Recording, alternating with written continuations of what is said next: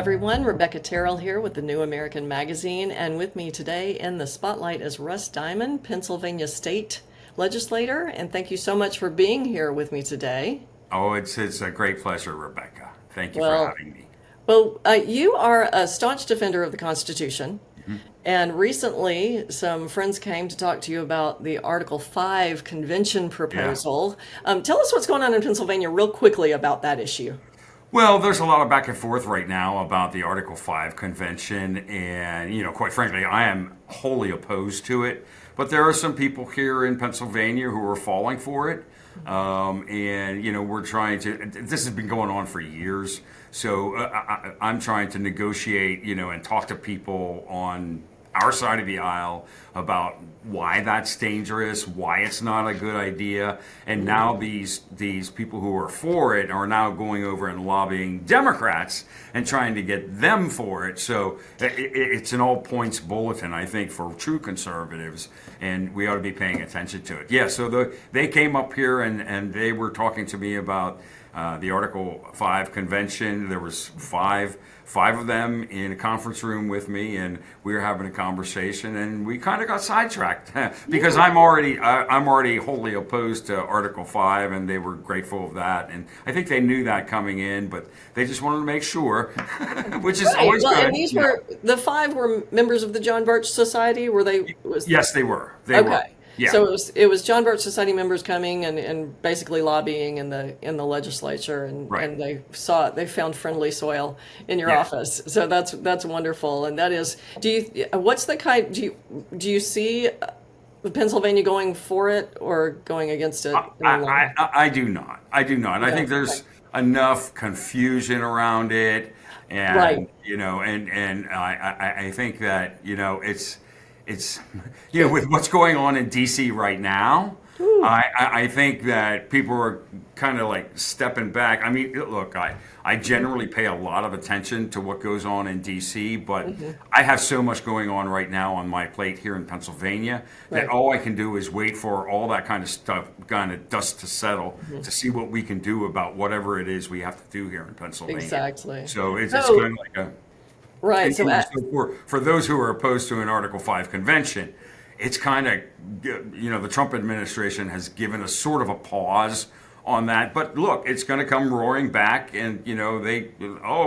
have to do this, we have to do this. And what they don't realize is there are folks who already have new constitutions written that they would love to put in place, which endanger our firearms rights, which probably, embolden folks to the point of abortion on demand, that sort of thing. So it's just not a good idea. no. And if anybody wants to see all of those constitutions that they already have prepared and find out who has prepared them, the nefarious agenda behind them, Publius Hulda on her website, publiushulda.com, that's Joanna Martin.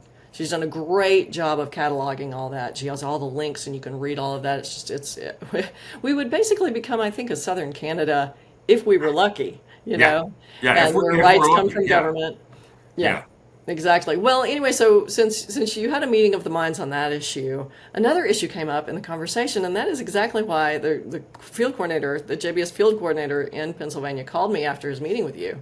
He said you have to interview him because of your stand on another issue. Do you want to tell us that story and how that came up? Sure. So we were just talking, in the follow up on our Article 5 conversation, and one of the fellows mentioned that he got into an argument with a Democrat here in Pennsylvania over the death penalty. And I said, hey, stop right there. Tell me what you feel about the death penalty. And we went around the table, and all five of them seemed to support it. So I said, well, let me give you a different perspective on that. And by the end of the conversation, all five of them said I had changed their minds about the death penalty. Because I gave them facts and figures, my philosophy on it, and exactly what's going on with the death penalty in Pennsylvania. Because I'm a lifelong opponent of the death penalty, and they said that's a philosophical position I have, and I can give you those reasons. There are great practical reasons to oppose it. There's a long list of practical reasons. Any one of them would be enough to say, hey, we have to not do this anymore. And then there are great political reasons to not do it as well. So I don't know where you want to begin. You want to begin with my philosophy before we get into the, or should we start with maybe a recitation of the facts of the death penalty here in Pennsylvania? Maybe that's a good place to start. Go ahead and do that, because I think it is important. There is the philosophical aspect of it. There's the ethical, the moral aspect, but there's also the practical aspect of how is it being applied. Because, for instance, in the Summa Theologica, St. Thomas Aquinas specifies, yes, the death penalty should be used in certain cases, but they are. It seems very rare. For instance, guilt has to be absolutely certain. There can be absolutely no question about guilt. It cannot be in a vindictive nature. Right. It has to be done for the good. You have to think of the whole, all individuals in the society, not just the one individual. The criminal who has taken another life has forfeited his right to life, but it is an expiatory act. The death penalty becomes an expiatory act for that individual, which actually means, in a spiritual sense, it is a good for him. Right. But it also deters other crime, it deters other criminals, it protects society as a whole, the other individuals in society. So, that's the philosophical, I believe that's the philosophical aspect of it. But anyway, of course, I've taken the mic now, and I really need to give it to you. So why don't you take it from there? Because you probably have a nationwide audience, I should give you the Pennsylvania perspective on the death penalty. Okay. In 1972, the United States Supreme Court overturned every state's death penalty statute and they considered them cruel and unusual punishment. So every state had to struggle on whether to bring the death penalty back. In 1978, after some legislative action and some court battles, Pennsylvania finally brought back the death penalty. Since 1978, Pennsylvania has only executed 3 individuals. The last one was in 1999.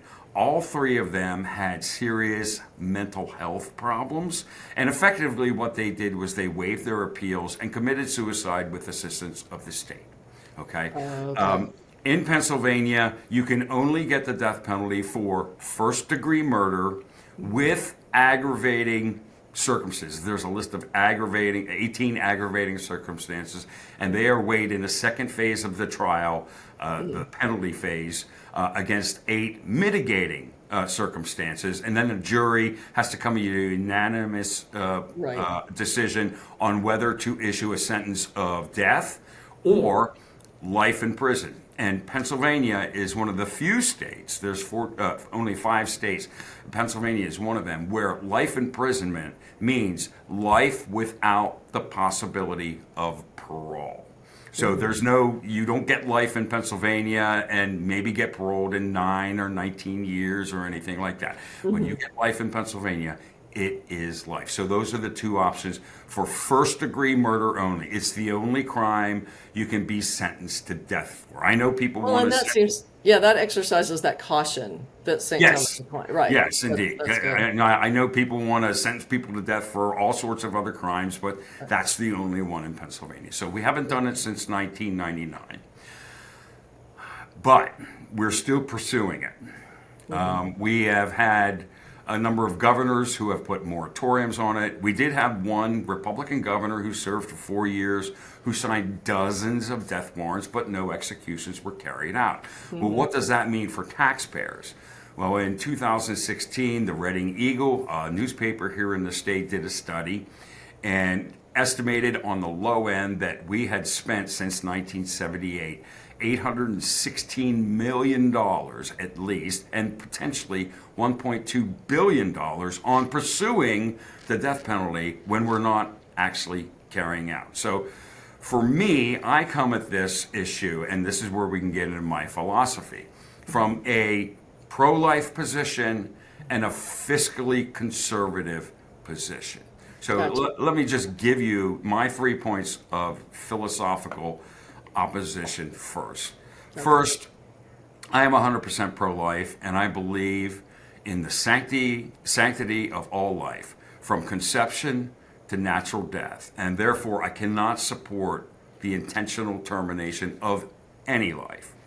As a Christian, I believe in the promise of the cross, in the redemption. And that redemption was offered to every person, no matter the heinous nature of their sins in the past. And I don't believe as human beings that we have any right to intervene in that timeline that God may have for a man to redeem his own soul, or to say that that window of redemption has expired. Further, as a Pennsylvanian, as with our Constitution, I believe that all power is inherent in the people. And as an American, I believe in the Declaration of Independence, which says governments derive their just powers from the consent of the governed. Mm-hmm. Now, because as an individual, I can only legally take a life in the most severe instance of self-defense. I cannot grant a greater power to my government and call it just, because I view the criminal justice system as society's self-defense system. So I just can't make that leap of faith and say government is better than me as an individual and it should have more power than I have.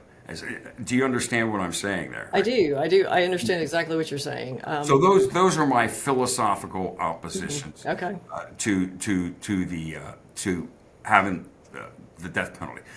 As a conservative, I am a small government guy. There is nothing more big government about allowing the government the power to kill, especially when the option here in Pennsylvania is you're killing a man who would otherwise, or woman, who would otherwise be locked up in a cage for life, which fulfills our need societally and on the whole for self-defense. Once they're locked up in a cage, they're locked up. They're not getting out here in Pennsylvania. So that's my philosophical position and my fiscal conservative position. We're spending all this money. We haven't executed anyone. And then we can get into the problem with exonerations of people who have been on death row. Right. Across the United States, there have been over 200 people who've been completely exonerated of the crimes they were unanimously convicted of and unanimously sentenced to death to. Yep. Yeah. Those stories are fascinating. Yeah, they that's why. totally didn't do the crime. Some sort of wrongful conviction, whether it's mistakes made by prosecutors or police or judges or juries. Right. And in fact, here in Pennsylvania, just last year, we had a gentleman whose name is Daniel Gwynn. He spent 27 years on death row and was completely exonerated of the crime he was unanimously convicted of, unanimously sentenced to death to, and served 27 years on death row. When you're talking about life and death, one mistake is too many. Right. When your other option is putting them away so they never see the light of day again and are never a danger to society again. Would you say that his case is unusual for death row? I would say that his case is unusual, but again, when you're talking about life or death, right? One exception is too many. The risk of killing. What was it? Was it Thomas Jefferson that said that he'd rather release 10 guilty men than imprison one? I don't know. Imprison one man that was not guilty. I forget exactly what the quote was, but that's kind of the philosophy there. It's like when you're talking life or death. Look, judges, juries, prosecutors, police, they're all human, and they can all make mistakes. Those mistakes can be corrected. Execution can never be corrected. Right. The deep state is working overtime to undermine our national sovereignty, undermine our families, undermine our churches, and ultimately enslave humanity. I know that sounds exaggerated, but it is absolutely true, and we have the receipts. Join us every week on our program Behind the Deep State. You can find it at thenewamerican.com. We hope you will tune in, folks, because the best way to fight back against this evil agenda is to be well informed and to know what's going on. I'm Alex Newman. Check us out at thenewamerican.com.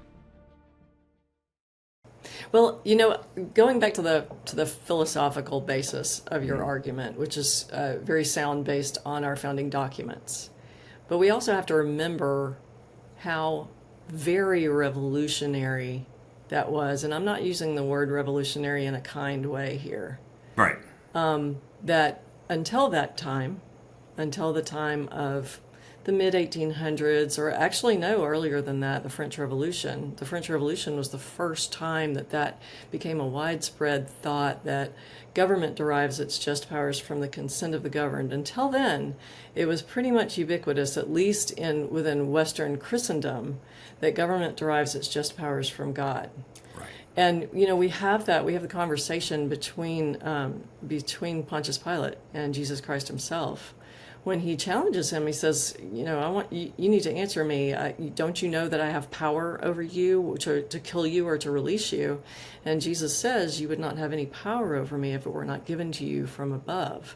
Mm-hmm. But he acknowledged, yes, you do have power over me. One of the reasons he impressed Pontius Pilate so much right then was because he gave way to Aramaic, and he started speaking in the Latin of the Roman of Pontius Pilate, and so he's speaking to him in a completely different language. So, but he was right there, and you have so many justifications for the death penalty. In Genesis, God mm-hmm. says, if any man shed another man's blood, by man shall his blood be shed. And then in Exodus, again, I'm not recalling the chapter and verse very well, but there's something about you shall not suffer wizards to live. Mm-hmm. Condemning occultism, the diabolic, and that capital crimes, basically you see a running theme throughout Scripture that capital crimes deserve capital punishment. However, again, it goes back to those stipulations, and St. Thomas lists quite a few, but one of the first one is the guilt has to be absolutely unequivocally certain. The guilt has to be absolute. And then what you say about the abuses in our system and the abuse of taxpayer dollars toward these kinds of things, that I think that probably our methods need to be, I can certainly agree with you that our methods need to be fixed. Well, here's the problem, is that I don't think it can never be fixed, because no matter how you try to fix it, these systems will still be conducted by humans mm-hmm. who are prone to mistakes. Mm-hmm. And as long as we do that, as long as we let human systems make this decision, mm-hmm. we risk executing an innocent person. And I just, again, look, you went to a lot of scriptural stuff there. I never went to Bible college. I am not a preacher. I am not a pastor. And I don't get into scriptural arguments with everybody.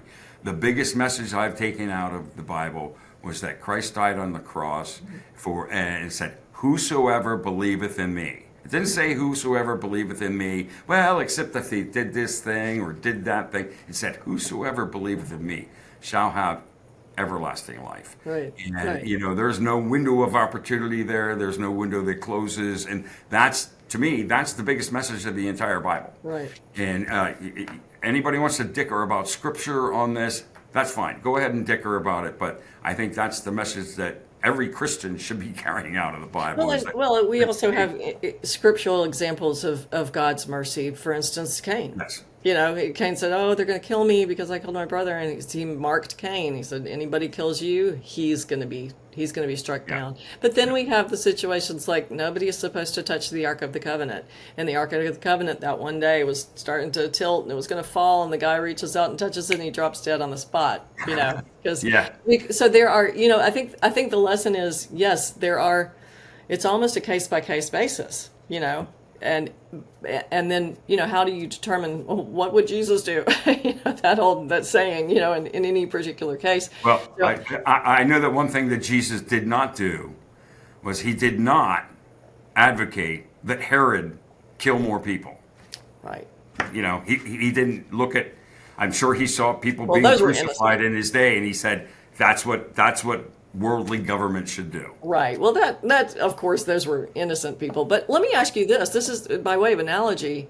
You do believe that it is just if you are being attacked, like for instance, if I'm being attacked with lethal force, you believe it is. Oh, is absolutely. Okay. Absolutely. If I'm being attacked, I have the absolute right to physically use lethal force to fend off my attacker, to fend off an attacker of my family, my loved ones, or even any other, law-abiding citizen. I have the ability, the legal right to intervene on behalf of human safety.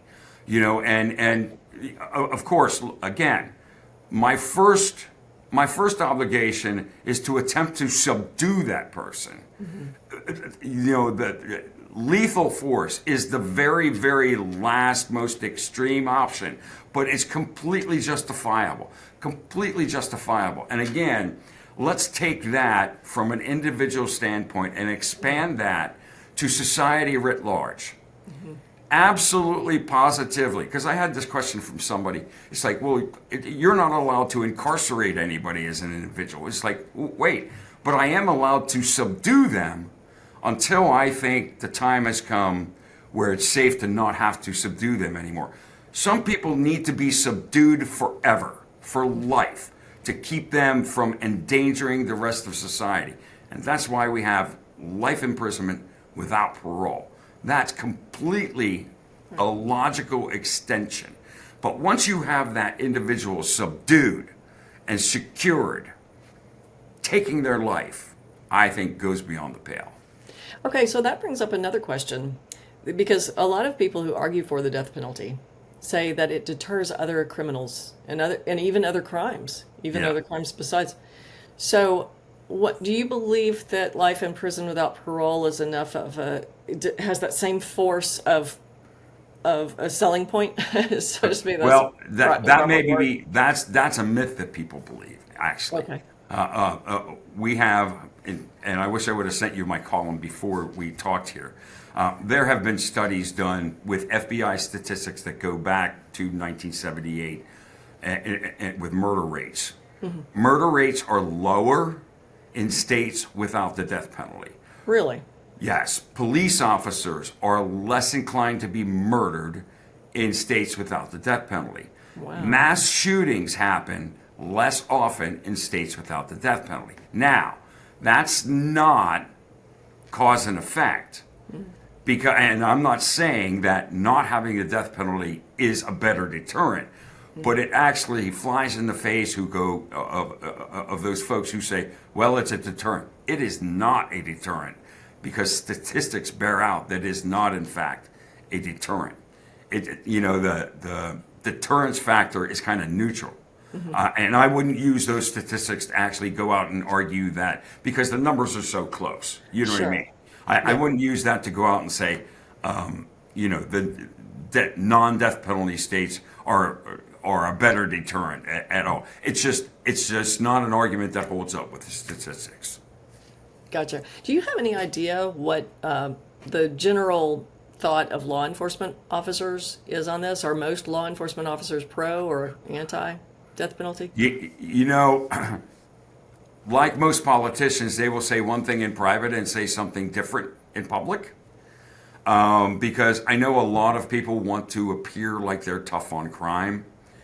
So they are like gung-ho on the death penalty. But here's the reality. Being tough on crime and opposing the death penalty are not mutually exclusive.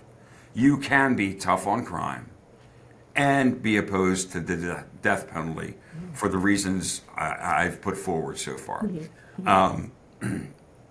I've talked to prosecutors, I've talked to police officers, and they go with, look, there are people who firmly believe we ought to have the government killing people. Okay, there's no doubt about that. But there are others who say, I get what you're doing, I agree with your philosophy. Emotionally, I can't agree with you, but spiritually and practically, I can't disagree with you either. They're torn on the issue because they understand the problems here. So, you know, it's six of one, half a dozen the other. And if you could get people to get away from their belief that believing in the death penalty means you're tough on crime and not believing you're for the death penalty means you're soft on crime, if you can break that kind of enigma, I think people will take a different approach to this. Right. You said you have a column that you wrote. Is there a place people can go online and read Sure, they can go to russdiamond.substack.com and they can read my column. It's called Abolishing Death. Okay. And it lists all my philosophical reasons, the practical reasons, which are manifold, and then the political reasons, which we haven't talked about yet. My political reasons are, you know, for conservatives, look over what's happened over the last 5 years.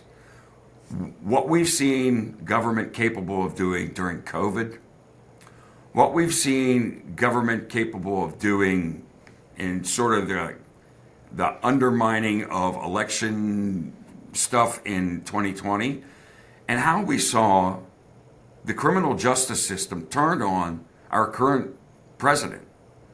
If you still believe that it's a good idea to put life and death in the hands of government, I just don't know what to say to you. Right.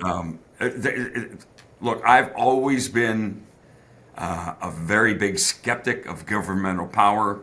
I'm for the smallest government power possible. Yep. And putting this decision, whether to kill a man who's already held permanently in a cage in government's hands, I don't think there's a single conservative thing about that. It costs too much money. There's too many opportunities for mistakes. And it really is an elevation of government above the individual. And, you know, we go back to that, you know, what the founders did in saying that, you know, the divinity of government is not direct. It comes through the individual. You know, so I don't like to elevate the state any more than most people do. Exactly. And, you know, we do have a government now that seems very willing to bring about the deaths of many. So that's a powerful argument right now, right there. And of course, as you said, and that's right, that's straight out of St. Thomas as well, as the principle of subsidiarity, that things should be taken care of at the level closest to home possible. Yes. Rather than everything on its head the way it is in our country now. You know, it's diabolic when it's inverted the way it is. The federal government should be telling the states what to do. You're absolutely right. Right. The counties should be telling the states what to do. The states should be telling the federal what to do. You know, it's. Well, actually, I'll disagree with you there. The counties in Pennsylvania, our system, because we're a commonwealth here in Pennsylvania. Creations of the state. We created the state created the counties. Yes. And the municipalities within. Yes. So we're kind of like the parent. They're the children. But Sure. the other states are our sisters and brothers. But the federal government is also our child, collectively, between the 50 Exactly. states. They're our child. Don't get We me have started. an overgrown bratty child. Right? Yeah, we underused the 10th Amendment in the United States of America. Exactly. Okay. State your Substack again so everybody gets that. It's russdiamond.substack.com. And the Wonderful. column is Abolishing Death. Abolishing death. Do you also have information on there? Because, of course, we started this conversation talking about Article 5. Do you also have information on there about that? I haven't done anything on Article 5 yet. I kind of just started this Substack, like 2 months ago. And good for you. I tried to update it with all the bills I have running now, including this bill, which is House Bill 888 in Pennsylvania to abolish the death penalty.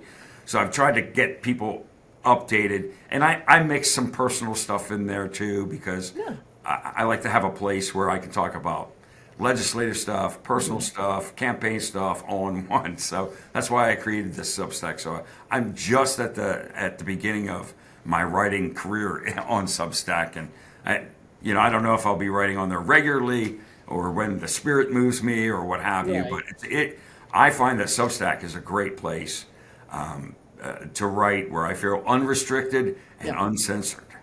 Then that is so important, so important, Yeah. and good for you because this is a very contentious issue, and I can It is. imagine that you're getting flack from areas that normally would be right behind you on everything. So Yeah. that's a very, you're courageous. We need more legislators like you. Well, I have never been one to keep my head in the sand. Yeah, When 20 years ago, when our General Assembly, including my predecessors, gave themselves a pay raise that violated our Constitution in 5 different ways, I was out there and I fought against them, and they hated me for it. Then 10 years ago, when I first got elected, I stood up for things that many of them go, "What are you, nuts?" And then when COVID came and our governor, locked down our state, I was the first out of the box to say, this is wrong. And I did that only 11 days after he declared his disaster emergency. And people on the left and the right called me nuts. But I was right in the end. And in the end, Pennsylvania became the only state that actually changed our Constitution to reduce our governor's emergency powers. And it was because I started so early. So I'm not afraid to take difficult stances. Yeah. And I believe when you can communicate all the various reasons for taking those stances and people are willing to listen, you can change hearts and minds. And I believe that's probably one of the most important parts of my job as a legislator is Yeah. not just to legislate what's popular, but to legislate what's right and to communicate why it's right before you legislate it. Yep, exactly. Well, God bless you. That's wonderful. Absolutely. I'm going to be keeping track of that Substack of yours and probably be contacting you again for another interview about all of your interesting goings on. Okay. Well, thank you so much for your time today. Thank you, Rebecca. It's been a great pleasure to talk to you.